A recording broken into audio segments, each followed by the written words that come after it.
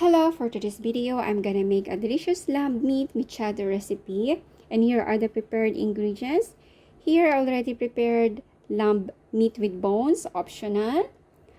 2 pieces of cut carrots, 2 medium size of cut potatoes, a cut piece of green and orange bell peppers, and 4 pieces of peeled tomatoes, 7 pieces minced garlic, and a large white onion cut into cubes, a tablespoon of brown sugar, and the seasoning, teaspoon of salt and onion powder, and a half teaspoon of black pepper, olive oil, soy sauce, 3 tablespoons of tomato paste, a half piece of lemon, a whole small size of white onion, and bay leaves.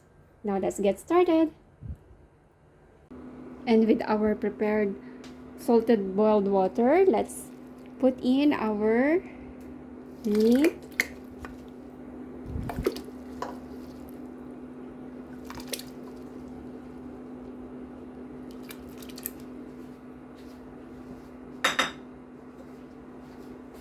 Let's add a half piece of lemon, onion, and bay leaves. Don't cover it yet and wait for the foam to remove. Let's remove the floating foam.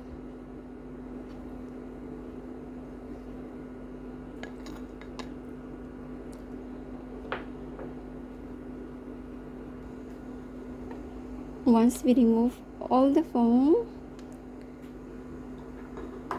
let's cover our pressure pot and cook it until the meat becomes tender. Let's check the meat.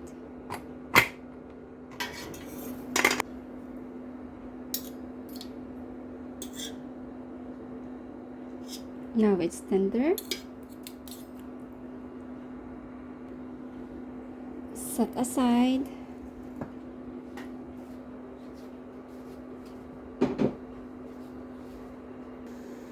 With our cooking pan, let's put olive oil and let's reheat it.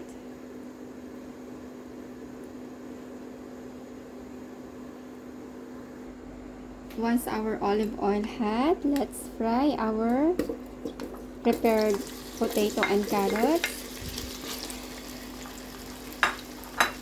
Let's fry it for about 5 minutes. After 5 minutes, let's remove it from the pan. With the same pan, let's fry our garlic.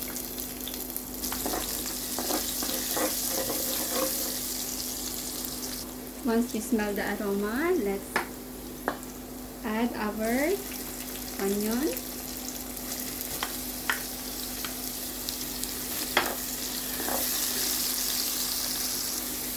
Fry until it turns to golden brown. When it's turned to golden brown, let's add our peeled potatoes.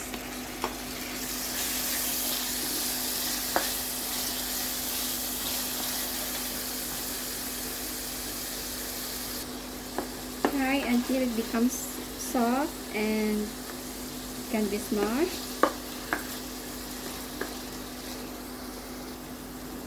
Now our tomatoes soft.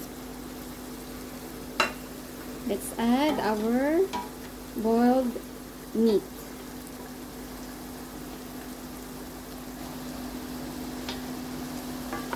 Shake a little bit.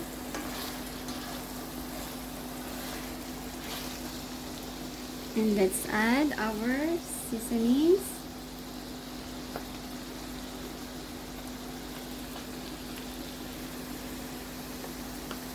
Add the tomato paste.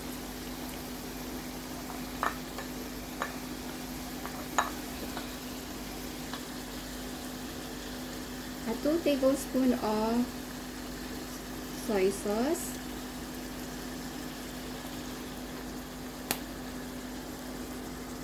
the brown sugar. Mix all together.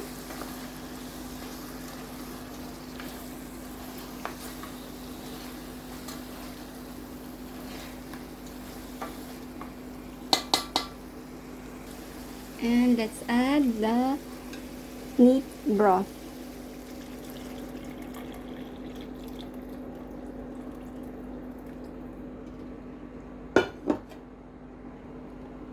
Cover and let it boil for 5 minutes. After 5 minutes,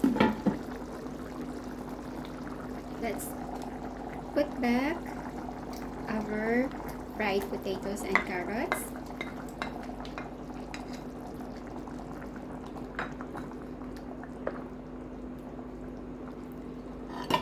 And add our prepared bell peppers.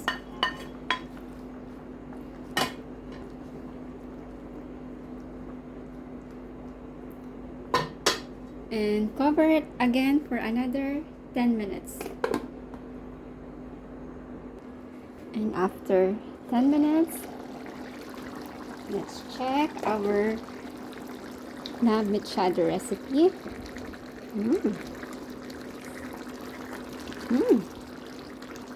It's already done, and our delicious lamb meat mechado is ready to serve.